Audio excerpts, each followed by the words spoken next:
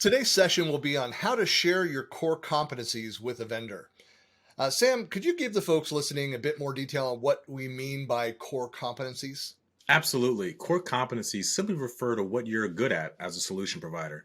As a software vendor, we look at that into two broad categories from our partners: your technical competencies like Azure, Microsoft 365, Google Cloud, etc., and then your industry competencies like healthcare, oil, gas, state and local government, etc. So that makes sense. So, what are some of the common challenges with communicating these specialties? This is a really common mistake I saw when managing partners, especially on the first few calls. Partners would tend to get fixated on the specific solution they wanted to resell, or they just breeze over what they do as an organization. Or they'd go through a lengthy explanation of what they do, but it's never really in a format that was easy to capture. So you want to really make sure that you don't go into too much detail without making it easy to reference later. I've seen that a number of times myself. In an effort to make the conversation as productive as possible, we tend to skip straight to business, the business at hand. We've discussed this on the show before. The best partnerships happen when we really have a clear, better together story defined. So, how, as a partner, should you communicate what you're good at? I personally would recommend the following steps. So number one, ask if the vendor has a services list or bench. They determine, how they like to have their information organized. So if you can just align with how that format is already established, it'll make this pretty simple. You can just follow their lead.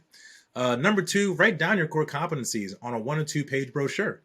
This is slightly different from, depending on the partner. And it's a little bit different than what you would give to a customer. I like to use a restaurant analogy here. When you're a customer, typically you'd give them a list of your menu of your offerings, right, to purchase, pre-packaged and simple. But when you're a vendor, what you're more likely to give them is, as opposed to the menu, you're actually giving them more of a summarized resume of what your chefs can do. Yeah, that makes a lot of sense. So, you keep it more focused on the capabilities of your team as opposed to simply listing the few summarized services that you offer. Right, exactly. The goal isn't for the vendor to resell your solutions. It's more for them to able to identify the potential of working with you on different opportunities. Then allow them to go identify which partners to work with, and then place you in front of the customer to then go and sell the meal. Lastly, be picky on that first project, right? As you're kind of setting the expectation for what your teams can do, that first project is really important when working with a vendor.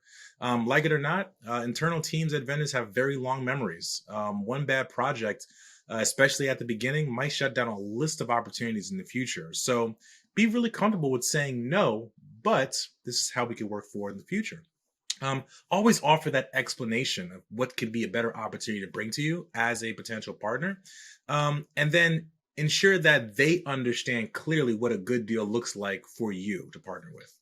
I think that's some pretty solid advice. I mean, have that conversation is so critical to make sure that what you need to get out of the relationship is, equal to what they need to get out of the relationship. And then provide that documentation of your team's skills and expertise. Then make sure you knock that first project out of the park. So critical. That's really it. And AvePoint has been adding partners around the world for years. We're leading more and more on partners to deliver our services. And if you'd like to find out more, go to AvePoint's partner program at www.avepoint.com/partners.